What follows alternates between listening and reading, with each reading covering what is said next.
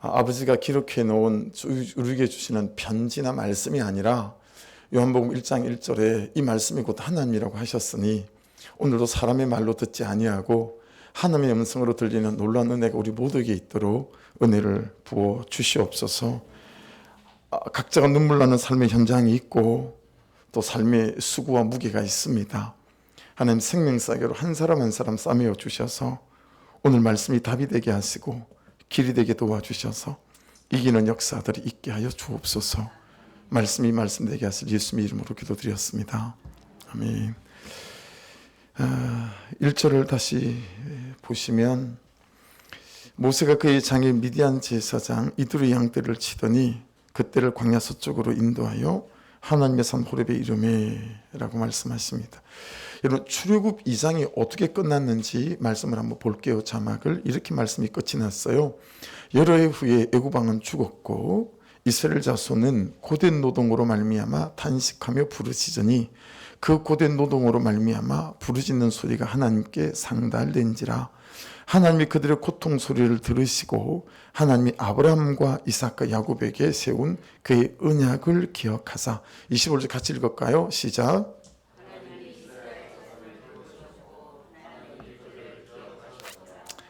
여러분 이 말씀을 좀 이렇게 쭉 잘 보시면 뭔가 느껴지는 어떤 분위기가 있죠. 분위기가 있어요. 어떤 분위기죠? 드디어 때가 되었나 보다 라고 하는 분위기가 사뭇 좀 느껴지지 않습니까? 이제 뭔가 시작이 될래나 보다. 막 들으셨다 그러고 또 기억하셨다 그러고 또 내가 너희들한테 한 모든 약속을 기억한다 말씀하시고 야 이제 뭔가 시작이 될래나 보다 싶고 하나님이 이제 움직이시나 보다 이제 이런 생각이 드는 그런 어떤 분위기예요. 근데 여러분 대단히 실망스럽습니다. 지금 그렇게 하나님의 역사의 한가운데 세우셔서 뭔가를 하나님의 또 다른 새로운 시작을 계획하시는 것 같더니 그 중심에서 하나님이 쓰시고 사용하실 사람이 말씀이 주목하는 사람이 여러분 사람의 생각으로는 어이가 없게도 양치기를 하고 있는 거예요. 그것도 자기 양 한 마리 없이 40년 동안 장인의 양이나 치고 있는 한참이나 부족해 보이고 모자라 보이는 참 모질이 양치기다라고 하는 거죠.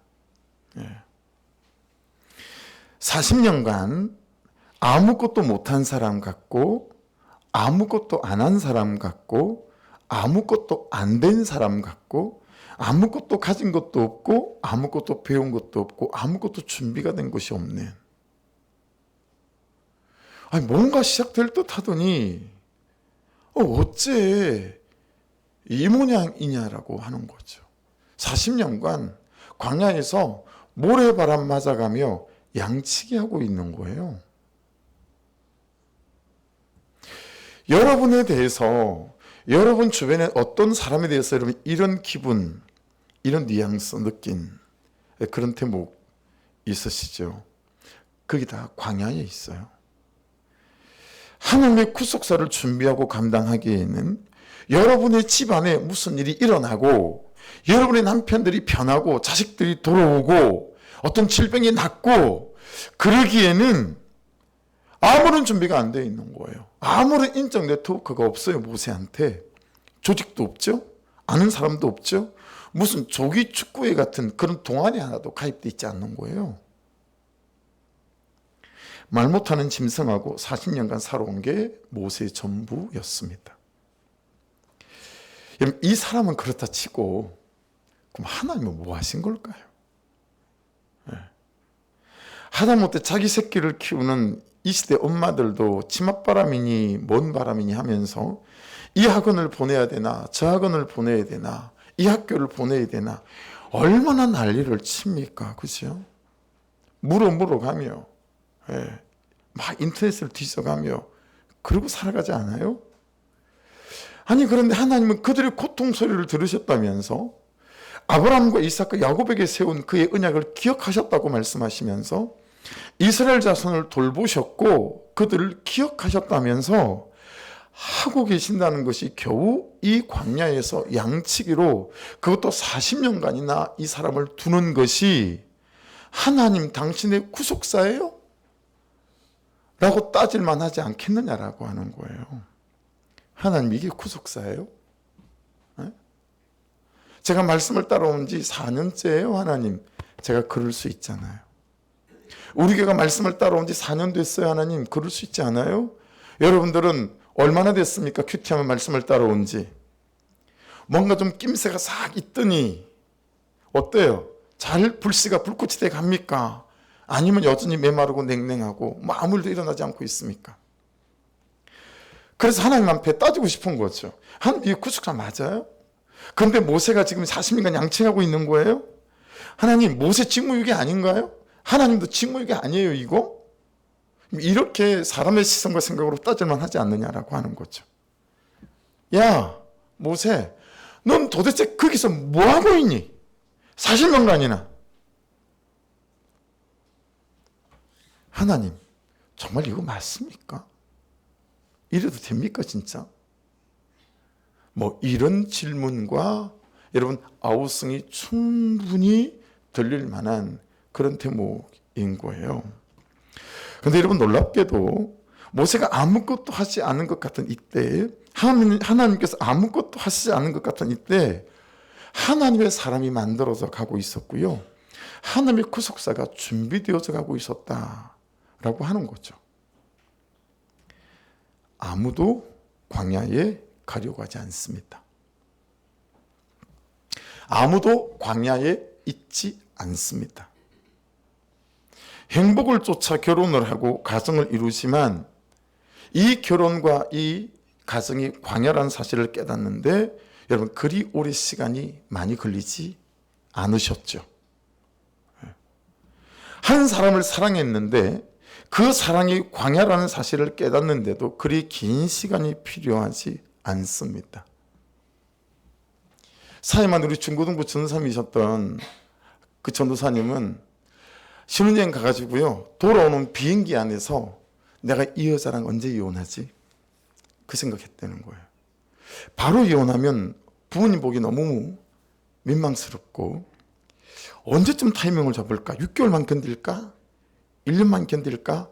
그럼 돌아오는 신혼여행 비행기 안에서 이 여자랑 언제 이혼해야 될지 그 타이밍을 가늠했다는 거예요. 근데 제가 알기에 그런 사람이 사실은 한둘이 아닙니다. 자식과 살아가는 게 광야 아니던가요? 부모님과 살아가는 것도 광야 아니던가요? 먹고 사는 것이 광야고 사는 것 자체가 광야이죠. 그런데 모세는 그 40년의 광야를 그냥 그 광야에 있습니다. 이게 여러분 얼마나 놀라운 것인지 여러분 깨달을 수 있으시겠어요? 광야를 받아냈습니다. 그리고 광야를 살아냈습니다. 이것이 200만 명을 출애굽시키는 하나님의 구속사의 시작이고 구속사의 훈련이었습니다. 모세는 나일강에서 건진받은 특별한 인생의 라이프 스토리가 있는 사람이에요. 그렇죠?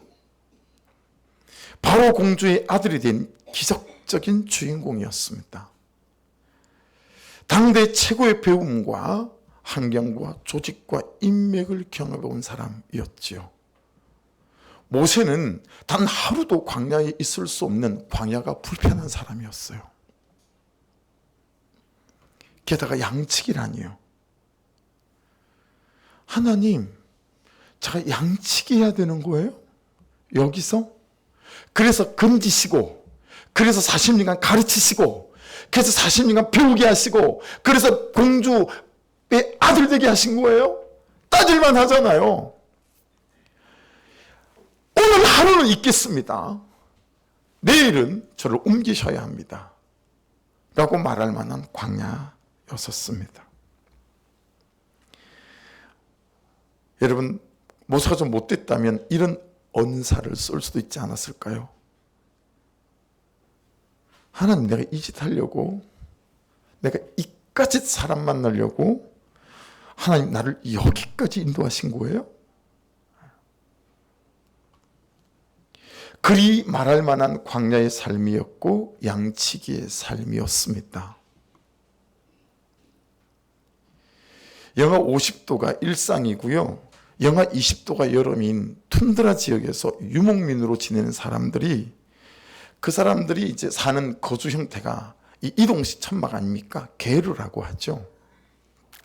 설치하는데 30분이 걸리더라고요. 해체하는데 30분이 걸려요.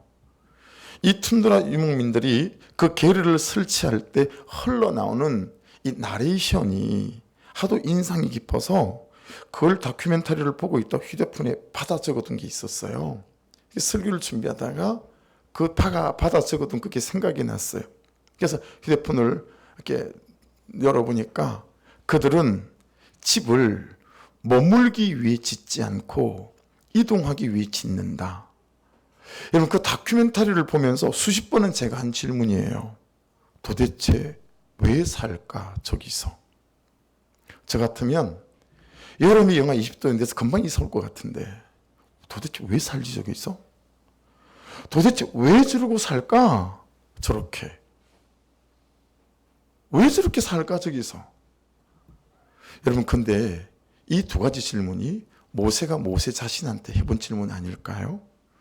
그리고 여기 앉아 계신 여러분들이 여러분의 인생에 대하여 수없이, 여러분의 결혼과 여러분의 가정과 여러분의 인생에 대해서 수없이 던져본 질문 아니세요?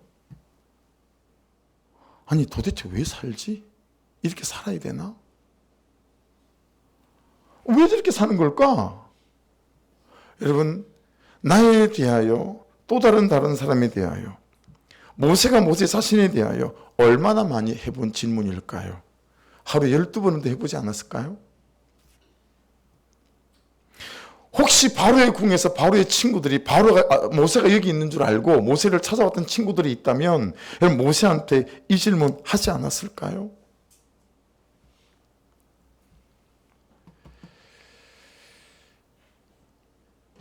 여러분, 모세가 듣고 싶은 말, 여러분들이 듣고 싶어하는 말은 이런 말 아닐까요? 야, 네가 지금 여기서 이루고 있을 사람 아니다. 여러분 스스로 이런 말 해본 적 없으세요? 네가 지금 여기 이루고 있을 사람이 아니야. 네가 지금 이런 남자, 네가 지금 이런 여자, 네가 지금 이런 가정에서 이루고 있을 사람이야. 네가 에라. 그리고 여러분 막 불끈 일어나고 싶은 그런 질문 해보신 적 없으십니까? 하나님의 사람이 만들어지고 하나님의 때가 만들어진 광야에 우리는 단 하루도 있을 생각이 없습니다. 이 시대는요, 광야를 살아내는 사람이 없습니다. 이 시대는요, 광야를 받아내는 사람도 없습니다. 해서 하나님의 구속사를 살아갈 사람이 만들어지지가 않습니다. 한 영혼을 위한, 한 가정을 위한 하나님의 구속사를 준비하는 사람이 만들어지지도 세워지지도 않습니다. 오만 사람이, 오만 한국교회가 다 욕을 해도 저는 우리들 교회를 지지합니다. 그리고 김영재 목사님을 지지합니다. 왜 그런지 아세요? 거기는요, 광야에서 살아내는 사람을 키웁니다. 광야를 받아낼 수 있는 사람들이 세워집니다. 그래서 결국은 그 광야를 회복시키는 것들을 너무 많이 보는 거예요. 말씀을 따라가는 사람들의 결론입니다. 성경에서 말씀으로 우리가 배우기 원하는 것은 광야에서 하나님의 구속사를 준비하는 법입니다. 광야에서 하나님의 구속사를 준비하는 사람 되기입니다. 그런데요, 우리가 말씀에서 배우기 원하는 것은 광야를 피하는 법이에요. 광야에 들어가지 않을 수 있는 12가지 방법이에요. 혹시 재수 없어서 실수해서 광야에 들어갔더라도 하루도 빨리 광야에서 빠져나올 수 있는 방법, 이걸 성경을 통해서 배우길 원하는 거예요. 이걸 교회에 와서 배우길 원하는 거예요. 우리는 하나님께서 나를 만들어 가시는 때를 주지 않습니다. 하나님이 내 인생의 때를 만들어 가시는 기회를 준 적이 거의 없습니다. 왜냐하면 광야에서 다 도망가니까요. 내가 다루심을 받아야 되거든요. 광야에서 말이죠. 그러지 않고는 영혼을 살리고 사람을 세우는 하나님의 구속사가 있는 인생을 살아갈 다른 방법이 없어요. 여러분, 내가 다루어져야 합니다. 내가 나를 직면해 보고 내가 나의 죄성과 악함을 직면해 봐야 합니다. 광야에서 말이죠.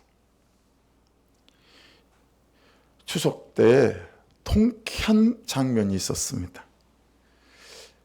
간만에 우리 6식구 다 모여서 점심을 같이 먹고 커피숍에 갔는데 우리 아내가 가만히 있다가 야, 우리 집에서 가장 잔소리 많이 하는 사람 지목하기. 그랬더니 하나 둘 셋 했더니 전부 다 아내를 다 지목을 한 저까지 다섯이다. 진짜 통쾌했습니다. 우리 아내가 가만가만 올렸어요. 만일에 그때 우리 아내가요 계속 더 오래 같이 살고 싶지 않은 사람 하나 둘 셋 그러면 저일 것 같았었어요. 여러분, 두려워하면서 살아야 됩니다. 그럴지도 몰랐다 이 말인 거죠. 그렇죠? 여러분, 내가 광야에서 광야를 받아내며 광야를 살아내는 그 여정과 과정 속에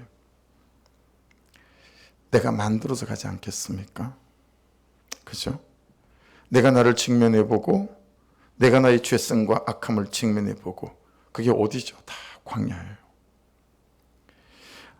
따라하십시오. 하나님이 사람을 다루실 때는 사람이라는 광야를 사용하신다. 틀림없습니다. 하나님이 하나님의 사람을 세울 때는 사람이라는 광야를 사용하세요.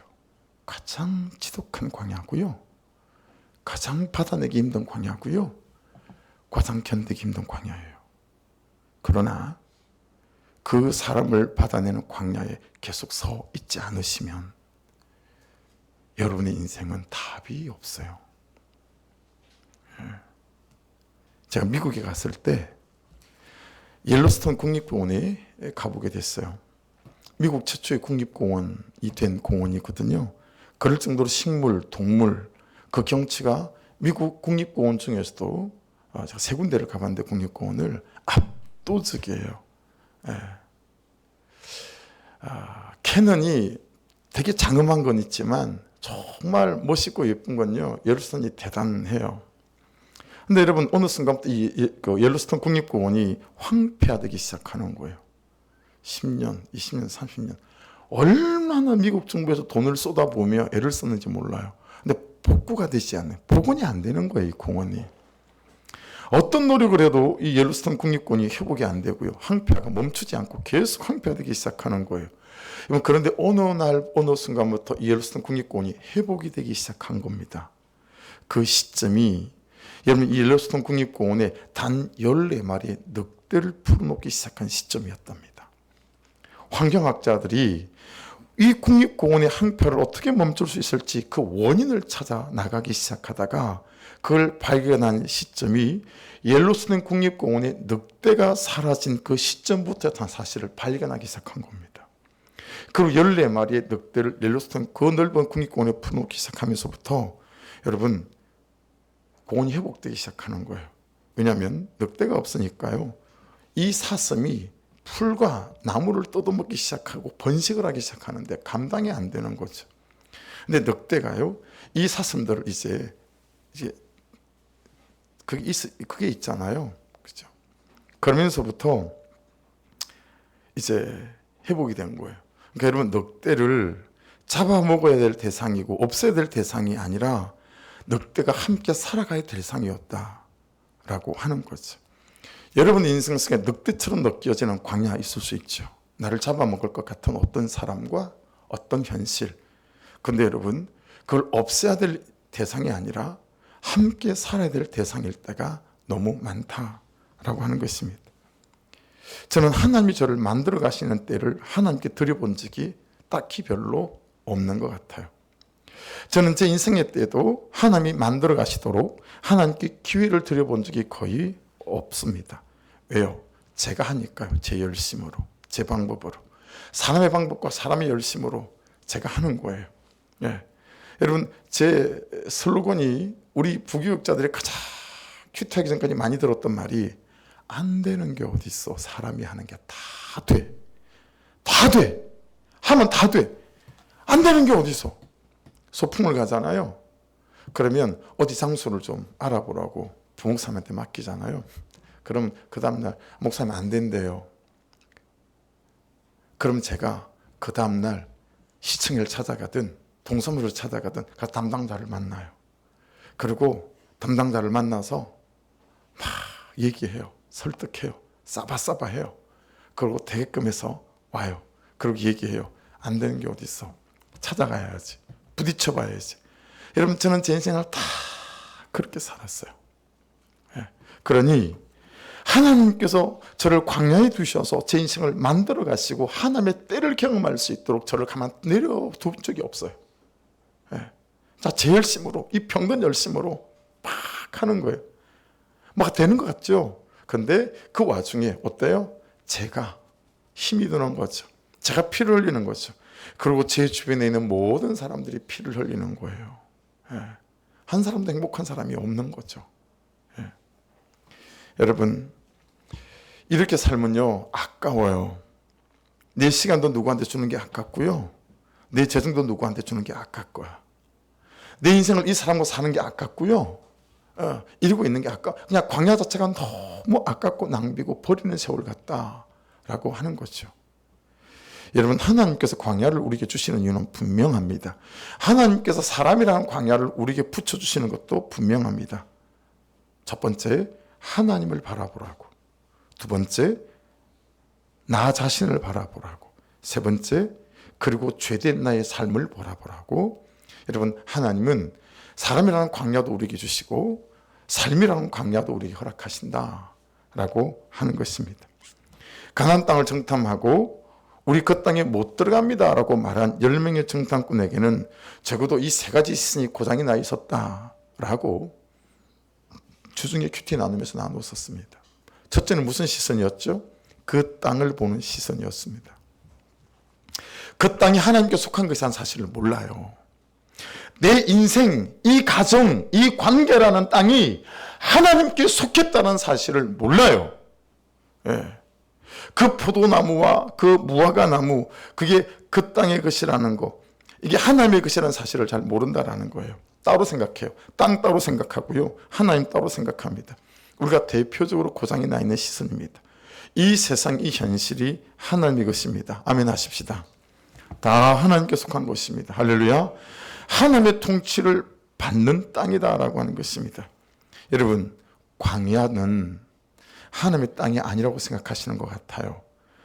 광야에는 하나님이 없다고 생각하시는 것 같아요.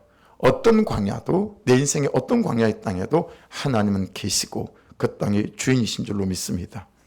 여러분, 생각해 보세요. 성경 전체에서 구름 기둥으로 불 기둥으로 단 한시도 빈틈이 없이 하나님이 하나님의 백성을 떠나지 않았을 때는 유일하게 이스라엘 백성이 광야에 있을 때밖에 없습니다. 그렇죠? 두 번째 고장난 시선은 뭐였죠? 하나님을 보는 시선입니다. 하나님도 이 안악 자손은 손 못 댄다. 그게 그들의 결론이었어요. 하나님도 이 사람은 손 못 댄다. 여러분, 이런 사람에게 하나님을 보는 시선이 있는 거예요, 없는 거예요? 하나님은 이 헤브론 땅 손 못 댄다는 거예요. 여러분, 사실은 엄밀히 말씀드리면 하나님 믿지 않는 거예요. 하나님을 믿어본 적도 없는 거예요. 근데 그런 그리스도인들이 교회에 너무 많지 않은가요? 해서 적어도 이 문제만큼은, 이 현실만큼은 어쩔 수 없다라고 결론 짓습니다. 네. 그를 통해서 자신을 다루고 있다는 사실을 왜 모르는 걸까요? 여러분, 하나님은 그 사람이라는 광야를 통해서 나를 구속사의 주인공으로 세우기 원하시는 거예요. 그렇게 준비되어서 가야 되는 거거든요. 근데 적어도 이 사람은, 이 현실은, 이 상황은 꼼짝 말하다 끝이다, 방법이 없다라고 생각하는 거죠. 세 번째 고장난 시선은 뭐였습니까? 나를 보는 시선이었습니다. 나는 메뚜기다. 그들이 그러잖아요. 나는 가나안 땅에 못 들어간다. 그들이 그러잖아요. 나는 안악자손을 못 당한다. 그들이 그러잖아요. 여러분, 메뚜기, 하기벌한 이 단어의 뜻을 설명드렸죠. 메뚜기도 너에게 짐이 될 것이다. 이는 속담이 있어요. 이스라엘 유대인들에게. 왜냐하면 이게 전도서 12장 5절에 이 말씀이 있기 때문에 그래요. 사람이 늙어서 힘이 없으면 메뚜기도 여러분 덜 힘이 없다는 거예요. 메뚜기. 붙어 있어도 붙어 있는지 없는지 모르는 그 메뚜기 말이에요. 이게 사람의 점진적인 늙어감을 묘사하는 거거든요. 그러면서 여러분 이 단어, 이 하기의 뜻에 뭔 단어가 하나 더 붙어 있냐면 엉덩이라는 단어가 붙어 있어요. 우리 표현으로 표현하면 엉덩이가 무겁다라는 거예요. 여러분, 무엇에 대하여 엉덩이가 무거울까요? 순종에 대하여, 말씀에 대하여. 자, 잘 보세요. 순종에 대하여 엉덩이가 무겁잖아요. 그러면 그런 사람들은 다 나는 메뚜기다라고 말해요. 왜 그럴까요? 하나님을 경험해 본 적이 없거든요. 이해되세요? 말씀이 말씀하시는데 순종으로 살아온 사람은 순종 끝에 하나님이 어떻게 역사하시는지 하나님을 경험해 본 역사가 있거든요. 그러면 순종의 엉덩이가 무겁지 않아요. 근데 나는 메뚜기다 하는 사람들을 잘 보십시오. 안 됩니다 하는 사람을 잘 보십시오. 보면 그런 사람들은 순종의 엉덩이가 무거워요. 그래서 순종 끝에 하나님이 어떻게 역사하셨는지를 경험해 본 적이 없어요. 그래서 맨날 나는 메뚜기다 그러고 살아가는 겁니다. 나는 순종할 수 없는 존재고, 나는 순종이 안 되는 존재고, 나는 거룩할 수 없는 존재고, 나는 말씀대로 살 수 없는 존재고, 말씀대로 안 사라지는 존재다 라고 하는 것입니다. 그런데 이게 은혜로 내가 나에 대하여 이렇게 되면 회개에 이룰 수 있어요. 하나님, 저는 메뚜기예요. 어떡하죠? 좀 불쌍히 여겨주시고 긍휼히 여겨주세요. 하나님, 좀 살아나게 도와주세요. 이럴 수 있다 이 말이에요. 근데 우리는 나에 대하여는 안 이러고 그 사람에 대하여는 100%입니다. 그는 메뚜기다. 아니면 이 현실은 메뚜기다. 이 말에도 무엇이 없습니까? 믿음이 없습니다. 하나님께서 하실 거라는 믿음이 없습니다. 하나님께서 나의 기도를 들으시고 나의 받아내는 순종을 보실 거라는 믿음이 없어요. 이 광야를 보실 거야. 이 광야에 있는 나를 보실 거야. 여러분, 그 하루가 한 달이, 그리고 12개월이 40년이 된 거예요. 그렇죠? 그러니 여러분, 내 죄만 보고 갑니다, 하나님만 보고 갑니다를 일주일을 못해요. 우리가 일주일을 못해요. 후라이팬에 달걀을 엎어버리듯이 후딱 엎어버리고 휘저버리고 만다라고 하는 거예요. 여러분, 나는 메뚜기다, 그는 메뚜기다, 이 말에는 무엇이 없습니까? 하나님이 없습니다. 나는 메뚜기다, 하나님 없다는 말이고요. 그는 메뚜기다, 하나님 없다는 말이고요. 이 현실 안악자손이다, 하나님 없다는 말이고요. 이 상황도 안악자손이다, 하나님 없다는 말입니다. 나를, 그를, 광야를, 현실을 말씀으로 보지 않고 눈으로만 보았기 때문에 그렇습니다. 여러분, 나를, 그를, 현실을 눈으로만 보지 마시고 말씀으로 볼 수 있기를 주의 이름으로 축복합니다. 자, 그러니까 자꾸 해결만 하려고 해요. 해석을 안 해요. 해결만 해야 되니까 이 남자랑 이 여자랑 이 직장에서 이 문제에서 내가 도망가야 돼요. 숨어야 돼요. 해결해야 되니까요. 그런데 구속사에는 해결은 없습니다. 해석만 있는 거예요. 왜 하나님께서 나를 이 광야에 두실까? 왜 하나님께서 이 광야라는 이 사람을 만나게 하셨을까? 여러분, 화살이 어디로 가죠? 나에게로 와요. 하나님, 제가 왜 이 문제를 만나게 되어졌을까요? 누굴 보죠? 나를 봐요. 말씀 안에서 나를 보게 되어지죠. 여러분, 해결이 아니라 해석에 초점이 맞춰져 가기 시작하죠. 이 광야를 통해서 하나님 나에게 무엇을 말씀하기 원하시는 것일까? 설령 해결은 해석을 해도 그를 보는 해석만 하게 해요. 해서 그를 바꾸거나 그를 고치려는 무수한 시도를 하게 만듭니다. 피를 철철 흘려 싸워가면서. 그러나 하나님의 구속사 안에 있는 해석은 나를 보게 하는 해석을 하게 됩니다. 내 죄를 보는 해석을 하게 되고 내 태도를 보게 하는 해석을 하게 합니다. 그렇게 결국 말씀으로 나를 보고 말씀으로 자기 죄를 보고 말씀으로 자기를 보는 해석이 된 사람이 회개하고 용서를 구하고 그가 나를 받아줄 때까지 내가 그를 받아내는 삶으로 살아가게 하는 것입니다. 여러분, 십자가에는 하나는 자격이 생긴 거고 하나는 자격이 없어진 거라 그랬습니다. 유념하셔야 됩니다. 십자가에서는 하나님의 자녀가 되는 자격이 생겼죠. 자격이 없어진 건 뭐죠? 일생 우리는 판단하고 정죄할 수 있는 자격은 없어진 것입니다. 그러고 살아오는 우리 죄를 정말 많이 회개해야 합니다. 네. 모세의 이 광야가 광야가 아니라는 사실을 알 수 있는 말씀이 있습니다. 자, 다시 자막을 보십시오. 모세가 그의 장인 미디안 제사장 이드로의 양떼를 치더니, 그 치더니라는 단어 있죠. 저게 무슨 단어냐면 라하야라고 하는 단어를 썼어요, 성경이. 근데 여러분, 저게 무슨 뜻이냐면 기쁘고 즐겁게 감당하다. 이 사람 좀 보세요. 여러분, 바로 공주의 아들이었어요. 왕실에서 왕자로 지냈어요. 여러분, 다 죽어가는 나일강에서 건짐을 받은 사람이에요. 근데 양치가 됐어요. 한 마리의 자기 양도 없어요. 40년간 모래바람 맞으며 여러분 양을 치는데 이 사람이 양을 어떻게 쳤냐면 기쁘고 즐겁게 양을 쳤다라는 거예요. 이게 광야를 살아갔던 모세의 삶의 태도였었습니다. 기쁘고 즐겁게 양을 치는 거예요. 아침에 나가면서 할렐루야! 감사합니다, 하나님. 오늘도 양치기로 제가 살아갑니다. 오늘도 나와 함께 도와주십시오. 여러분, 이 하루를 감사하고 양치기의 삶을 하나님 이름으로 축복하고, 그리고 여러분 양을 치는 거예요.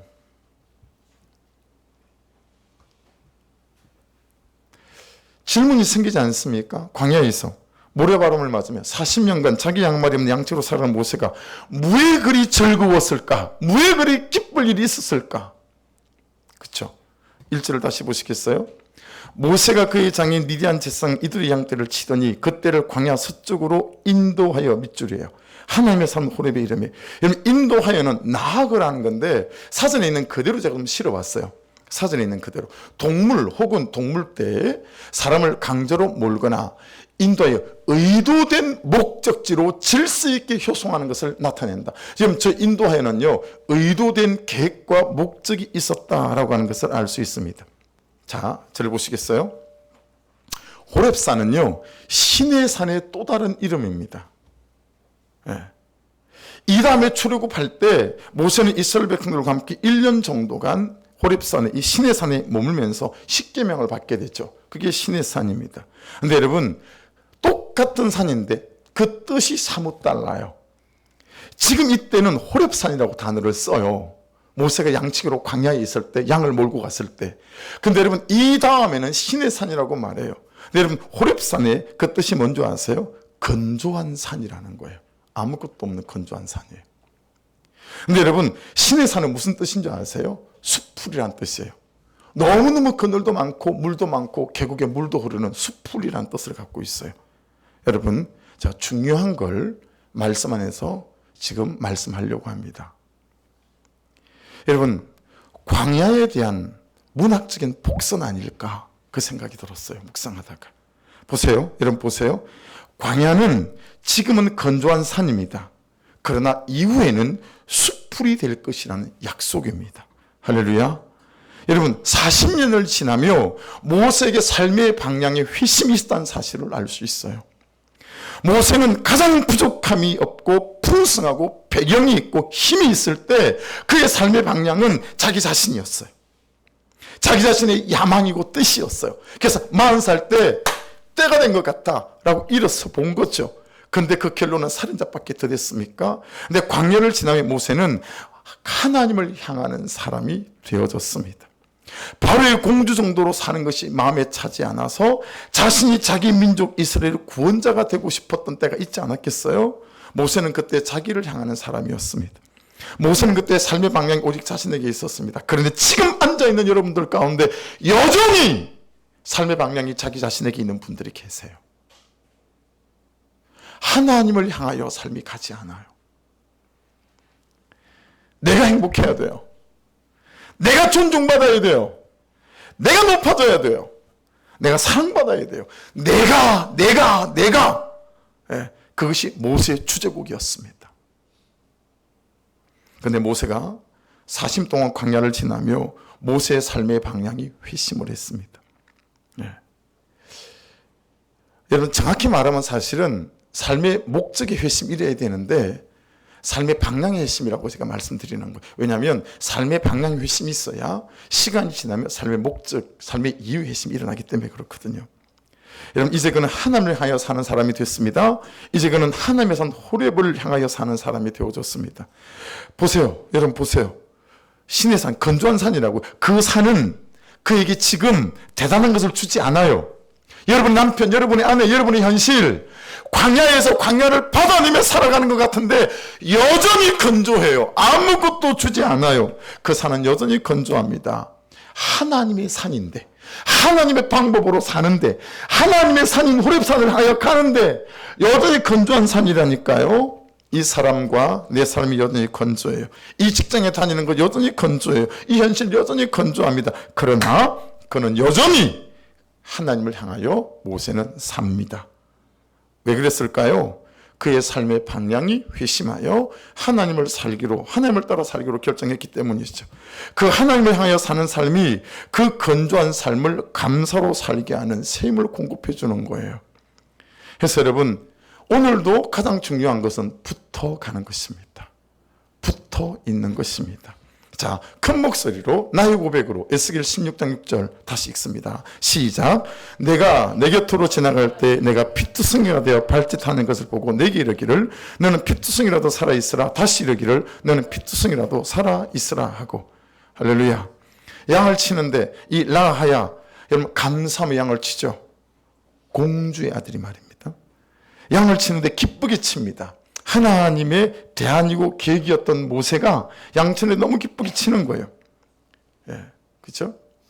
왜냐하면 그의 삶의 방향이 건조하든 말든 하나님께서 살기로 결정하고 하나님 그분에 붙어가면서 하나님께서 이 삶을 기뻐할 수 있는 기쁨과 은혜를 감사를 부어주시는 거예요.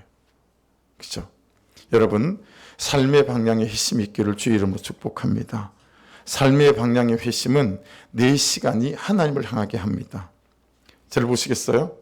요즘 여러분의 시간이 하나님을 향하여 있는지를 잘 돌아보시고 적용해 보셔야 합니다. 삶의 방향의 회심은요, 내 우울함이, 조급함이, 짜증이, 분노가, 외로움이, 눈물이, 간절함이 하나님을 향하게 하는 것입니다. 하나님을 구하고 하나님을 찾고 하나님께 기대고 하나님께 묻고 하나님께 요청하고 하나님 앞에서 우는 것입니다.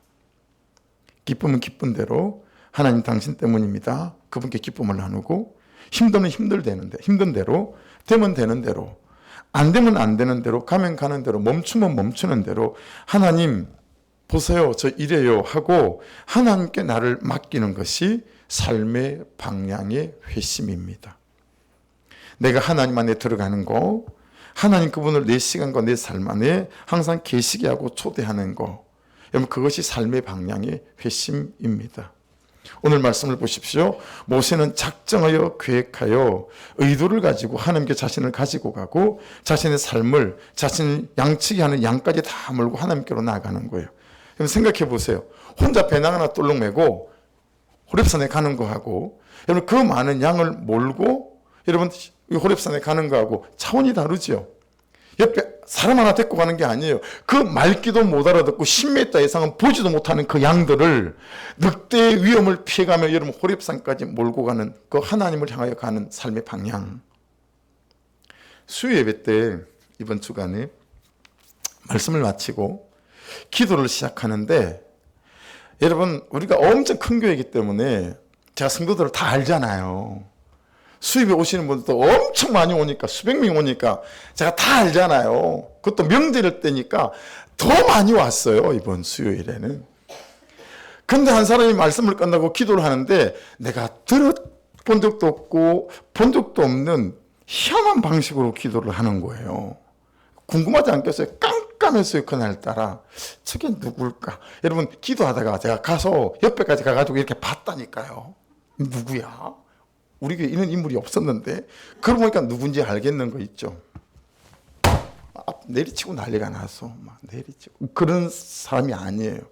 그런 사람이 아니에요.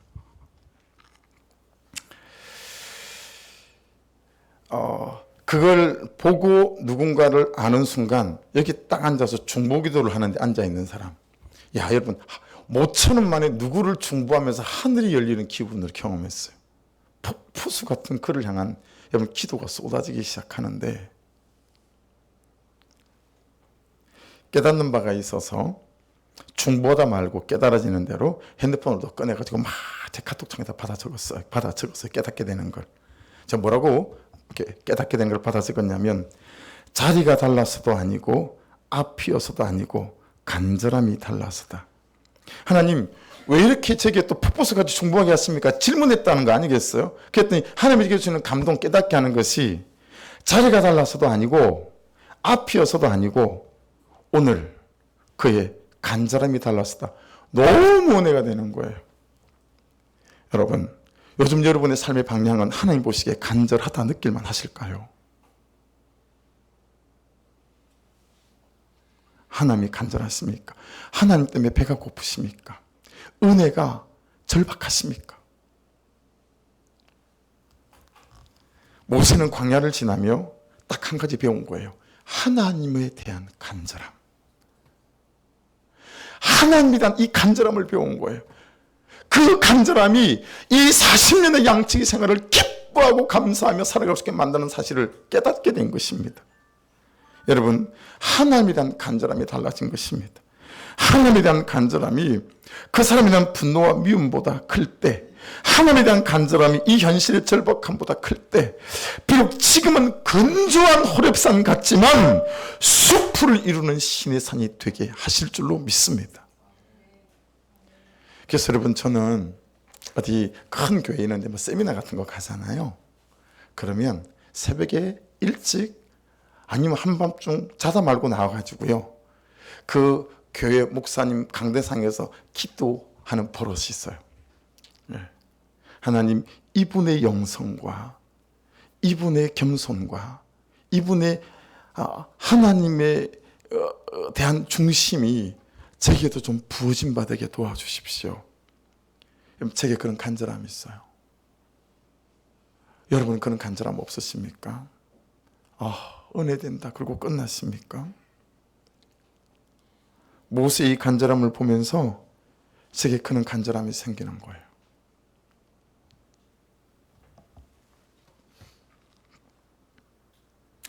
목장 보고서 얘기가 하나가 있는데 대상자가 셋 다 앉아 있어.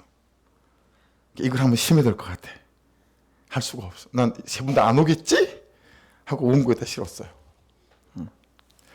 이런 말씀을 마칩니다. 여전한 광야에 사시는 여러분을 위로합니다. 여전한 광야 속에서 살아야 하는 여러분들을 축복합니다. 여기서 저도 여러분도 하나님의 구속사의 계획으로 세워져 갈 수 있기를 주의 이름으로 축복합니다. 그때 2절, 3절, 4절, 5절에서 이어지는 이 뜰기나무 가운데서 하나님을 만나는 역사가 나타나기 시작하고, 그리고 이제 삶의 방향이 그쪽으로 회심했기에 삶의 목적과 이유가 회심되어서 가는 그런 하나님의 은혜 아래에 머무는 모세의 놀라운 일들이 이제 일어나기 시작합니다. 여러분, 피투성이라도 살아 있어야 하고 붙어 있어야 하고 붙어 가야 합니다. 삶의 방향을 회심하여 하나님께로 아주 근조하지만 그 산이 계속해서 몰고 가는 거예요. 내 인생의 방향을. 그럴 때 감당할 힘을 공급하시고, 그러니 여러분 간절하신지 돌아보셔야 됩니다. 간절하면 지금 그렇게 여러분의 삶의 방향을 그렇게 향하고 살아갈 수는 없어요. 간절하시면 여러분 이 앞에서 바닥을 두드리는 거예요. 간절하면 여러분 그 새벽에 아무도 보지 않는 깜깜한 밤중에 나와가지고요, 그 남의 교회 강대상에 앉아가지고 기도하는 거예요. 예. 여러분 제가 우리들 교회라고 안 했겠습니까? 우리들 교회라고 안 했겠어요? 가는 교회마다 하나님 이분의 영성과 하나님 이분의 은혜가, 이 순종함이 제 곁에 되어주세요. 비록 제 삶이 모질이고 찌질하고 부족하고 엎어지고 자빠지는 게 많지만 여러분 제 안에 있는 게 하나 있다면 간절함이 있어요. 간절함이. 그 하나님의 말씀대로 살고 싶은 간절함, 어떻게 해서든 그분을 닮고 싶은 간절함. 전 그거 하나 보시고 이 부족한 사람을 그래도 하나님께서 참아주시고 끌고 가신 것 아닐까? 라고 생각해요. 여러분의 삶이 신의 상관에 건조하시다면 여러분 이 하나님에 대한 간절함으로 나아가시고 삶의 방향에 회심하셔서 주께서 저와 여러분을 세워가시는 놀라운 광야, 여러분을 세우는 사람의 광야가 될 수 있기를 주의 이름으로 축복합니다. 그런 여러분 그 사람 광야를 잘 먹이셔야 합니다. 할렐루야. 사람 광야를 잘 입히셔야 하고 잘 따독거리고 가야 됩니다. 왜냐하면 그래야 내가 변할 것이기 때문에 그렇습니다. 그리고 나도 인생의 가장 멋진 장면을 하나 연출해 봐야 되지 않겠습니까? 그렇게 나를 힘들게 만들었던 사람 광야인데 그 앞에 무릎 꿇고 나 때문에 이렇게까지 당신을 수고하게 만들어서 너무 미안해요라고 울 수 있는 그 기적적인 인생의 가장 아름다운 장면이 저와 여러분의 장면이 될 수 있기를, 그 한 끗을 건지는 인생이 될 수 있기를 주의 이름으로 축복합니다. 기도하겠습니다.